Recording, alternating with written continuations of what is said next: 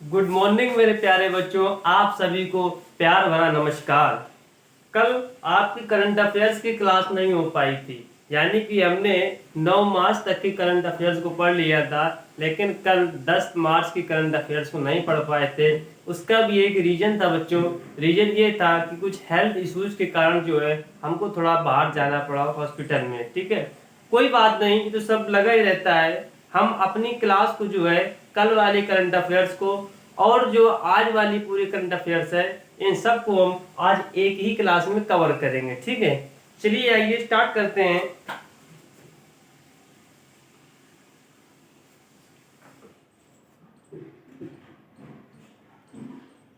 Question number first,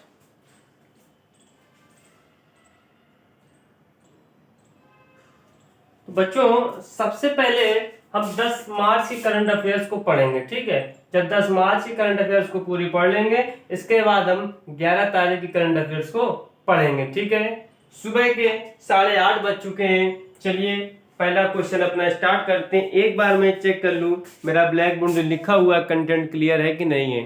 ठीक है, okay बच्चों, सब कुछ विजिबल है। चलिए आइए, फर्स्ट क्वेश्चन है, मार्च 2022 में केंद्रीय मंत्री कैलाश चौधरी ने किस राज्य या केंद्र शासित प्रदेश यानी कि यूटीज में पूसा कृषि विज्ञान मेला 2022 का उद्घाटन किया है।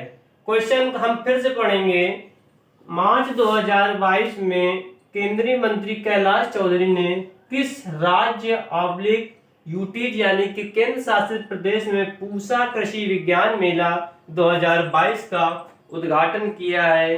किस राज्य में किया है? एक यूटी में, वो है दिल्ली में। कहाँ किया है मेरे प्यारे बच्चों? दिल्ली में किया है। और इसकी मेन थीम क्या थी इस मेले की, यानी कि मुख्य विषय वस्तु क्या है इस थीम यानी कि फेयर की? Main theme of the fair, इस मेले की मुख्य विषय वस्तु क्या है? वो है self reliant farmer, self reliant farmer with technical knowledge.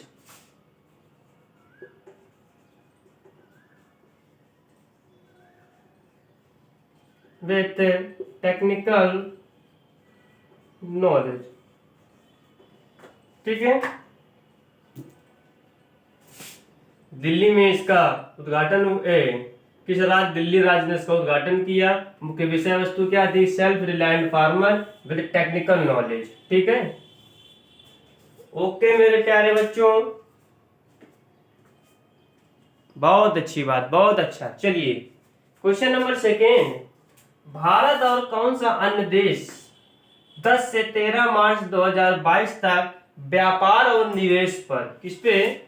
व्यापार और निवेश पर मंत्री स्तरीय वार्ता आयोजित करने जा रहा है? ठीक है, भारत के साथ और कौन सा देश है जो 10 मार्च से लेकर 13 मार्च 2022 तक व्यापार और निवेश पर मंत्री स्तरीय वार्ता आयोजित करने जा रहा है? 10 मार्च से शुरू हुआ था और 13 मार्च तक आयोजित करने जा रहा था। कौन सा है? वो है बच्चों कनाडा। ठीक है, भारत के साथ एक कनाडा भी देश है जो व्यापार और निवेश पर मंत्री स्तरीय वार्ता आयोजित करने जा रहा है। ठीक है बच्चों, बहुत अच्छा, बहुत अच्छा। चलिए आगे बढ़ते हैं इसी क्रम पे।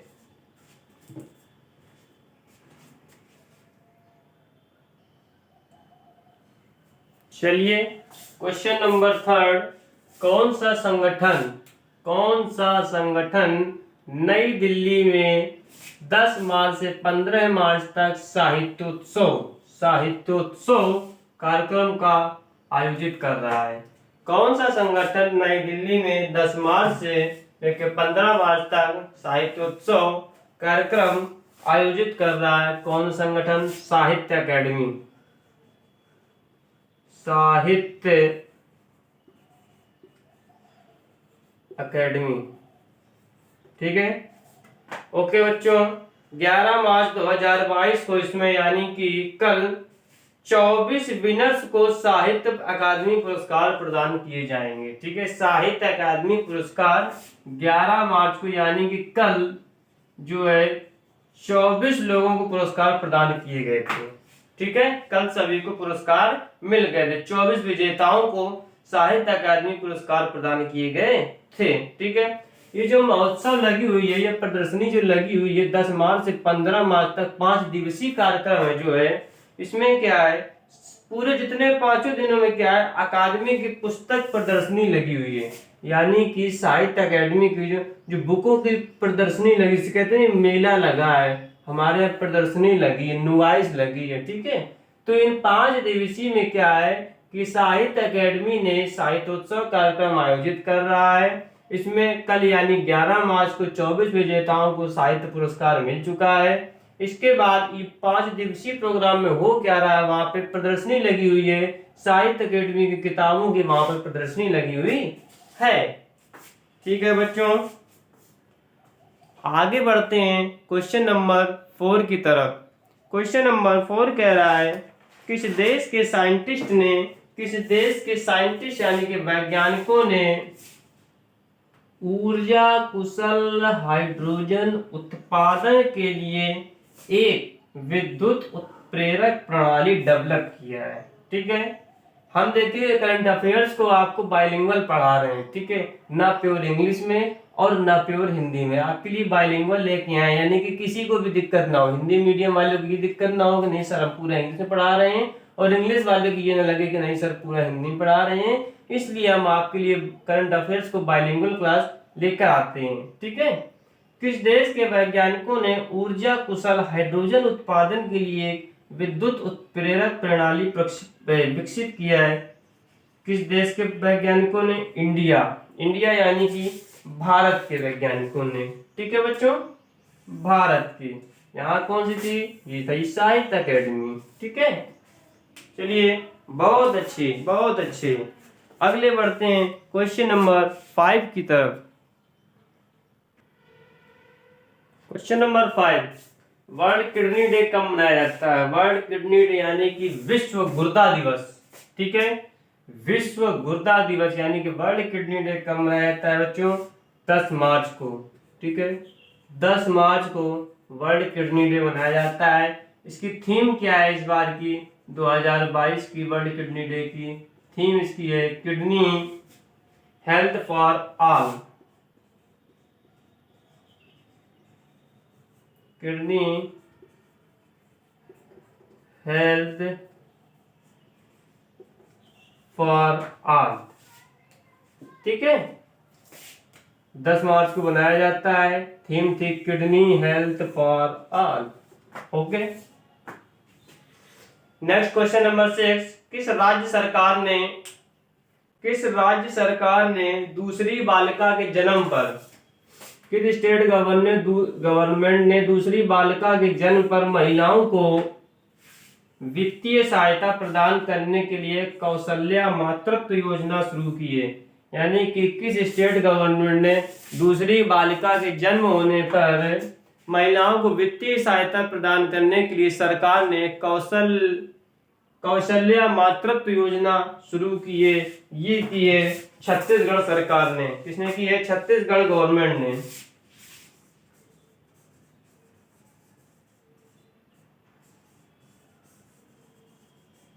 छत्तीसगढ़ गवर्नमेंट ने महिलाओं को दूसरी बालिका के जन्म पर कौशल्या मातृत्व योजना की शुरुआत की है। लेकिन दूसरी बालिका के जन्म पर कितना सरकार सहायता प्रदान करेगी? वित्तीय सहायता वो करेगी 5,000 रुपए। ठीक है, 5,000 रुपए छत्तीसगढ़ सरकार महिलाओं को दूसरी बालिका के जन्म पर कौशल्या मातृत्व योजना के तहत 5,000 रुपए वित्तीय सहायता प्रदान करेगी। बहुत शानदार मेरे प्यारे बच्चों।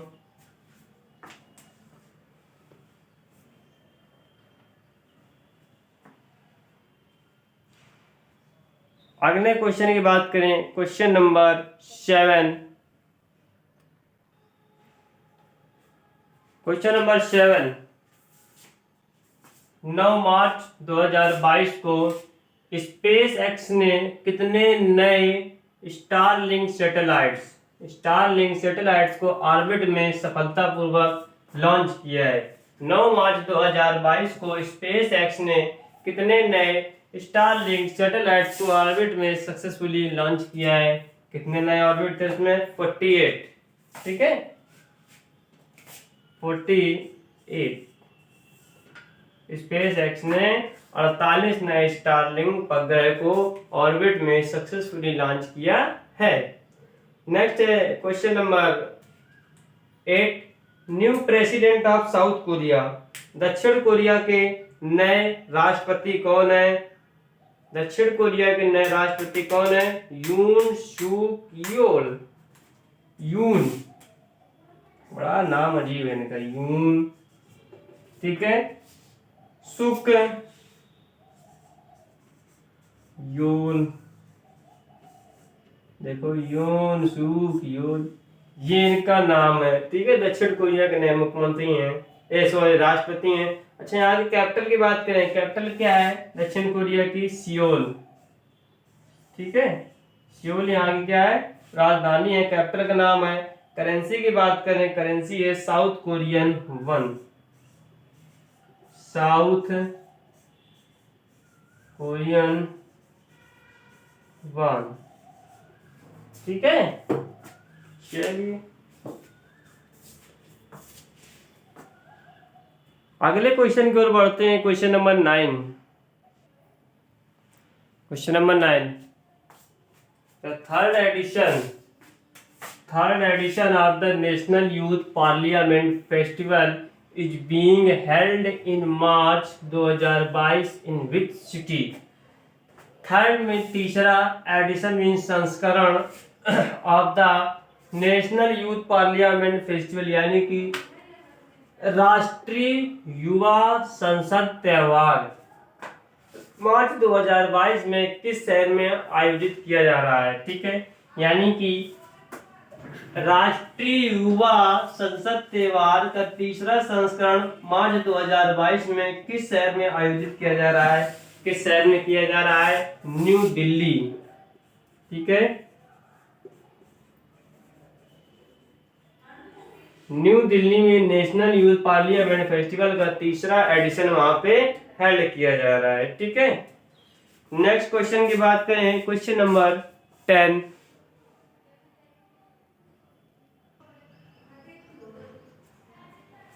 क्वेश्चन नंबर 10, केंद्रीय मंत्रिमंडल ने मार्च 2022 में आईसीएमआर यानी कि Indian council of medical research और national institute of allergy and infectious disease के बीच हस्ताक्षरित ज्ञापन को मंजूरी दी है। क्वेश्चन आ जाए, केंद्रीय मंत्रिमंडल ने मार्च 2022 में किसके किसके बीच हस्ताक्षरित ज्ञापन को मंजूरी दी है? तो ऑप्शन क्वेश्चन में आ सकता है कि Indian council of medical research और national institute of allergy and infectious disease, दोनों ही ऑप्शन सही हैं। लेकिन अगर इस तरह से क्वेश्चन आ जाए कि केंद्रीय मंत्रिमंडल ने मार्च 2022 में ब्लैंक छोड़ दे यहाँ पे और national institute of allergy and infectious disease के बीच हस्ताक्षरित ज्ञापन को मंजूरी दी है, क्या है? Indian council of medical research, ICMR. ठीक है बच्चों, ये तो हमारी रही 10 मार्च की करंट अफेयर्स। अब हम इसी चर्चा पे आगे हम 11 मार्च की करंट अफेयर्स को भी बढ़ाते हैं। ठीक है, चलिए 11 मार्च की करंट अफेयर्स का हमारा पहला क्वेश्चन है, किस पुस्तक को इंटरनेशनल बुकर प्राइज यानी कि अंतरराष्ट्रीय बुकर प्राइज 2022 के लिए लंबे समय से लिस्टेड किया है? ठीक है, किस पुस्तक को इंटरनेशनल बुकर अवार्ड प्राइज के लिए लंबे समय से लिस्टेड किया है? किस पुस्तक को? Tom of sand.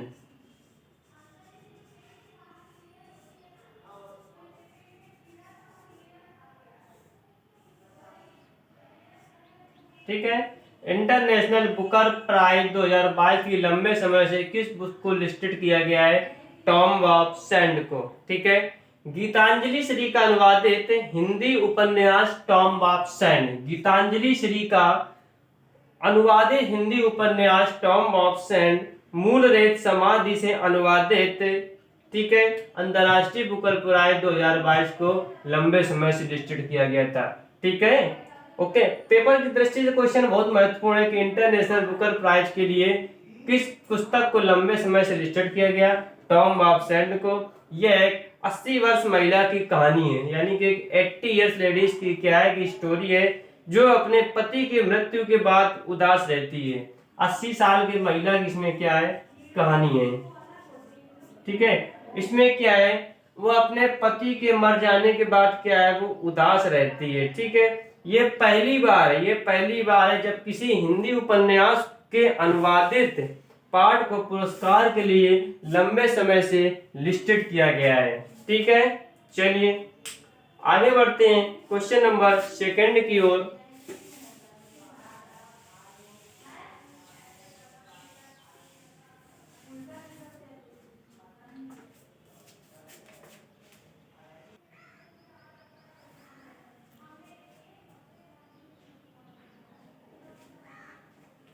मार्च 2022 में किस आईआईटी ने ब्यूरो ऑफ इंडियन स्टैंडर्ड यानी कि भारतीय मानक ब्यूरो के साथ एक समझौता ज्ञापन पर हस्ताक्षर किए हैं? किस आईआईटी ने ब्यूरो ऑफ इंडियन स्टैंडर्ड्स के साथ एक समझौता ज्ञापन पर हस्ताक्षर किए हैं?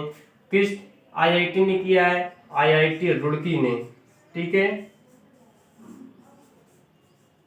आईआईटी रुड़की ने भारतीय मानक ब्यूरो के साथ एक समझौता ज्ञापन पर हस्ताक्षर किए हैं। किसने? आईआईटी रुड़की ने। अगला क्वेश्चन थर्ड, किस शहर में अच्छे स्वास्थ्य और कल्याण के लिए यूनानी चिकित्सा में आहार और पोषण पर अंतरराष्ट्रीय सम्मेलन का आयोजित किया गया था? किस शहर पे? श्रीनगर। इसका आंसर हम यहाँ लिख देते हैं नीचे, क्योंकि जगह की शॉर्टेज है।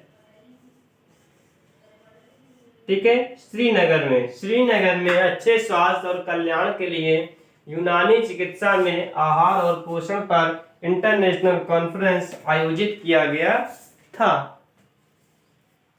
बहुत अच्छा बेटा। अगली बात करते हैं क्वेश्चन नंबर 4 की।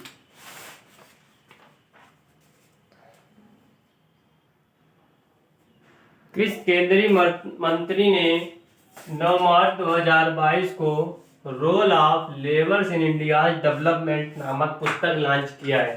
किस केंद्रीय मंत्री ने 9 मार्च 2022 को role of labour in India development नामक पुस्तक लॉन्च किया है? किसने किया है? भूपेंद्र यादव। ठीक है, भूपेंद्र यादव। अब भूपेंद्र यादव जो है कौन से केंद्रीय मंत्री हैं? ये है केंद्रीय श्रम एवं रोजगार, केंद्रीय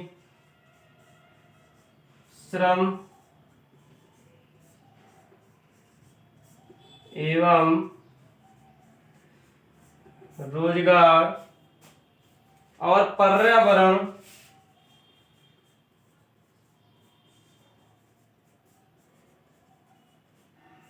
वन एवं जलवायु परिवर्तन मंत्री। ठीक है,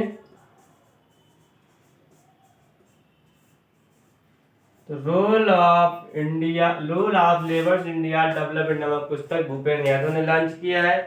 ठीक है, भूपेंद्र यादव केंद्रीय श्रम एवं रोजगार और पर्यावरण वन एवं जलवायु परिवर्तन मंत्री हैं। अगला क्वेश्चन, किसने मार्च 2022 में एमएसएमई आइडिया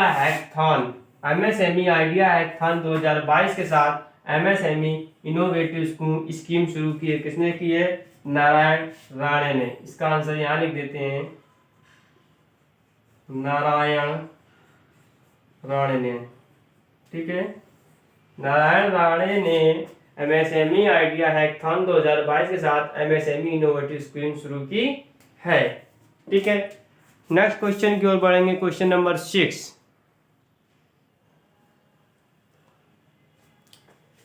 किस रेलवे जोन ने पहला गति Shakti multi model cargo terminal start किया है? किस रेलवे जोन ने पहला गति Shakti multi model cargo terminal start किया है? किस जोन ने किया है? ये किया है पूर्वी रेलवे ने, ठीक है, eastern railway, eastern railway zone ने, ठीक है, ईस्टर्न रेलवे जोन ने Gati Shakti multi model cargo terminal start किया है। Next question number 7, national financial reporting authorisation यानी कि NFRA, ठीक है, यानी कि राष्ट्रीय वित्तीय रिपोर्टिंग प्राधिकरण के अध्यक्ष कौन है? इसके अध्यक्ष हैं Ajay Bhushan Pandey.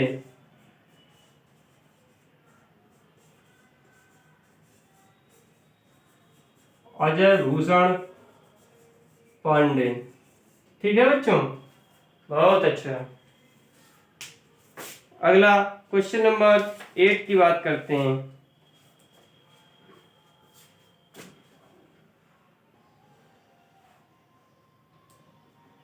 On board my years in BCCI नामक पुस्तक के लेखक, on board my years in BCCI नामक पुस्तक के लेखक हैं Ratnakar Shetty. Ratnakar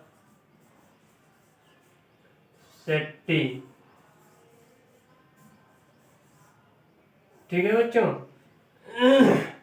on board my years in BCCI के रत्नाकर शेट्टी जो है पुस्तक के लेखक हैं, ठीक है। इस पुस्तक का नाम है, इसके लेखक रत्नाकर शेट्टी है।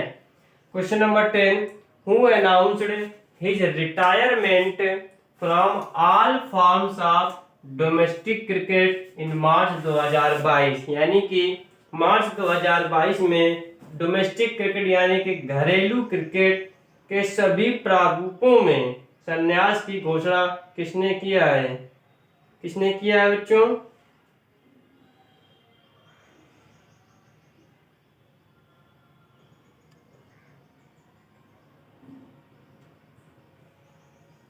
इसको अभी लीव कर देते हैं, ठीक है।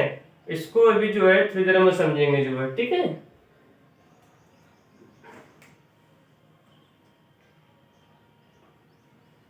क्वेश्चन नंबर 9 को अभी थोड़ी देर बाद बताएंगे जो है, ठीक है। थोड़ा इस क्वेश्चन में डाउट है थोड़ा सा, ठीक है। इसको लीव कर दीजिए अभी क्वेश्चन नंबर 9 को। आगे बात करिए, क्वेश्चन नंबर 10 की बात करते हैं।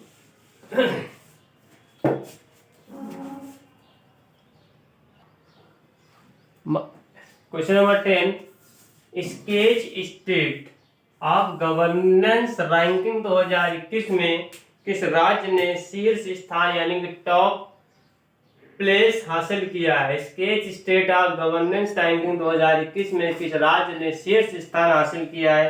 किसने किया है? आंध्र प्रदेश, ठीक है बच्चों। आंध्र प्रदेश ने sketch state of governance ranking 2021 में सबसे टॉप यानी कि 1 नंबर पे स्थान अपना हासिल किया है। दूसरे नंबर पे पता है किसने किया था? दूसरे नंबर पे किया था वेस्ट बंगाल यानी कि पश्चिम बंगाल ने, ठीक है।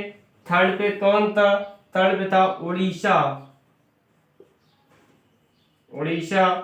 फोर्थ पे क्या था? फोर्थ पे था गुजरात, गुजरात। 5 पे महाराष्ट्र,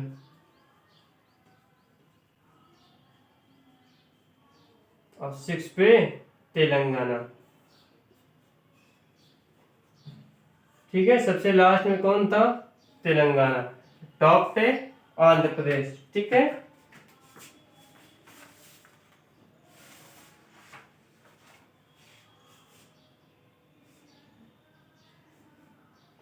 चलो बच्चों, ये हमारी रही करंट अफेयर 10 मार्च की और 11 मार्च की। जो हमारा एक क्वेश्चन पे डाउट था, क्वेश्चन नंबर 9 पे, इसको हम कल सॉल्व कर देंगे, ठीक है। चलिए आज के सेशन यहीं तक। Thank you.